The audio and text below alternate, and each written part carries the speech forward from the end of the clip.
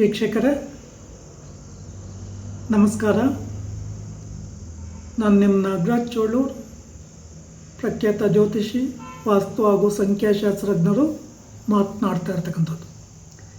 ವೀಕ್ಷಕರೇ, ಇವತ್ತಿನ ಸಂಚಿಕೆಯಲ್ಲಿ ವೃಷಭ ರಾಶಿಯವರ ಆಗಸ್ಟ್ ತಿಂಗಳ ಗೋಚಾರ ಫಲಾಫಲಗಳು ಮತ್ತು ಪರಿಹಾರಗಳ ಬಗ್ಗೆ ತಿಳಿಸ್ಕೊಡ್ತಾರೆ.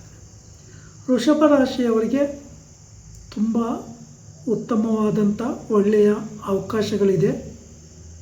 ವಿವಾಹಾದಿ ಶುಭ ಕಾರ್ಯಗಳನ್ನು ಸಹ ಮಾಡ್ಬೋದು. ಮನೆ ಕಟ್ತಕ್ಕಂಥ ಅವಕಾಶ, ಮನೆ ತೆಗೆದುಕೊಳ್ತಕ್ಕಂಥದ್ದು, ಕಾರ್ ತೆಗೆದುಕೊಳ್ತಕ್ಕಂಥದ್ದು, ವಾಹನಾದಿಗಳನ್ನು ಮಾರಾಟ ಮಾಡೋದಕ್ಕೆ ಎಲ್ಲದಕ್ಕೂ ಸಹ ಸಮಯ ಉತ್ತಮವಾಗಿ ಇರ್ತದೆ. ಈ ಅವಕಾಶವನ್ನು ಸರಿಯಾದ ರೀತಿಯಲ್ಲಿ ಸದ್ಬಳಕೆ ಮಾಡ್ಕೊಳ್ತಕ್ಕಂಥದ್ದು ಬಹಳ ಉತ್ತಮ. ಆದರೆ ದೂರ ದೇಶದ ಪ್ರಯಾಣದ ಅವಕಾಶಗಳಿದ್ದಾಗ ಸ್ವಲ್ಪ ಮಟ್ಟಿನ ಎಚ್ಚರಿಕೆಯನ್ನು ವಹಿಸಿ, ಅಥವಾ ನಿಮ್ಮ ಆತ್ಮೀಯ ಸ್ನೇಹಿತರೊಡನೆ ವ್ಯವಹರಿಸುವಾಗ ಅಥವಾ ದೊಡ್ಡ ಮಟ್ಟದ ವ್ಯವಹಾರಗಳನ್ನು ಮಾಡ್ತಕ್ಕಂಥ ಒಂದು ಸಂದರ್ಭದಲ್ಲಿ ಅದರ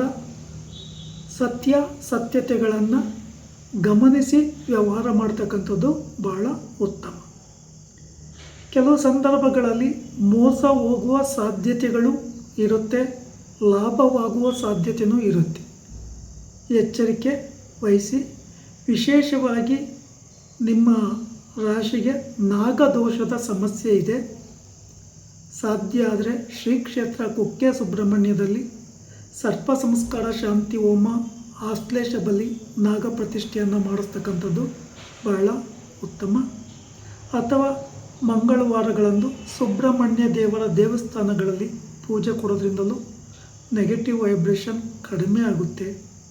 ಅಥವಾ ನಾಗನ ಸಾನ್ನಿಧ್ಯದಲ್ಲಿ ಪಂಚಮಿ ಷಷ್ಠಿಯ ದಿನ ಅಥವಾ ಆಶ್ಲೇಷ ನಕ್ಷತ್ರ ಅಥವಾ ಅಮಾವಾಸ್ಯೆ ಪೌರ್ಣಮಿಗಳಂದು ಅಥವಾ ಮಂಗಳವಾರಗಳಂದು ಹಾಲಿನ ಅಭಿಷೇಕ ಮಾಡಿಸ್ತಕ್ಕಂಥದ್ದು ಅಥವಾ ಎಳ್ನೀರಿನ ಅಭಿಷೇಕ ಮಾಡಿಸ್ತಕ್ಕಂಥದ್ದು ಅಥವಾ ಪಂಚಾಮೃತದ ಅಭಿಷೇಕ ಮಾಡಿಸೋದ್ರಿಂದ ತುಂಬ ನೆಗೆಟಿವ್ ವೈಬ್ರೇಷನ್ ಕಡಿಮೆ ಆಗುತ್ತೆ.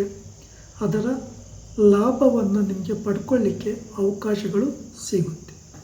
ಇಲ್ಲಿ ಸ್ವಲ್ಪ ಮಟ್ಟಿನ ಮನೆ ಕಡೆ ವಿಚಾರದಲ್ಲಿ ಸ್ವಲ್ಪ ನೆಗೆಟಿವ್ ಆಗೋ ಸಾಧ್ಯತೆಗಳಿರೋದ್ರಿಂದ ಅಥವಾ ನೀವೊಂದು ಕೊಂಡ ಕಾರ್ಯಕ್ಕೆ ಸಹಕಾರ ಸಿಗದಲೇ ಇರುವ ಸಾಧ್ಯತೆಗಳು ಕಂಡುಬರೋದ್ರಿಂದ ವಿಶೇಷವಾಗಿ ಗಣಪತಿ ದೇವರಿಗೆ ಗರಿಕೆ ಪತ್ರೆಯ ಹಾರ ಅಥವಾ ಗರಿಕೆ ಪತ್ರೆ, ಬಿಲ್ವ ಪತ್ರೆಯನ್ನು ಅರ್ಪಣೆ ಮಾಡಿ ಪೂಜೆ ಕೊಡ್ತಕ್ಕಂಥದ್ದು, ಅಥವಾ ಶುಕ್ರವಾರಗಳಂದು ದೇವಿ ದೇವಾಲಯಗಳಲ್ಲಿ ಅಥವಾ ರಾಹು ಕಾಲದಲ್ಲಿ ಪೂಜೆ ಮಾಡಿಸೋದ್ರಿಂದಲೂ ಶುಭ ಫಲಗಳು ಸಿಗುತ್ತೆ.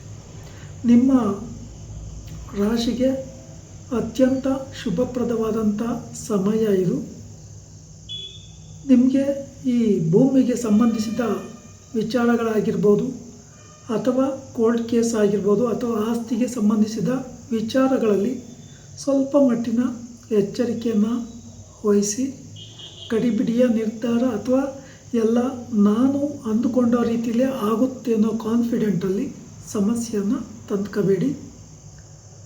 ದೊಡ್ಡ ಮಟ್ಟದ ವ್ಯವಹಾರವನ್ನು ಮಾಡ್ತಕ್ಕಂಥ ಒಂದು ಸಂದರ್ಭದಲ್ಲಿ ದೊಡ್ಡ ಮಟ್ಟದ ಇನ್ವೆಸ್ಟ್ಮೆಂಟ್ ಹಾಕಿ ಸಮಸ್ಯೆಗೆ ಸಿಲುಕಬೇಡಿ.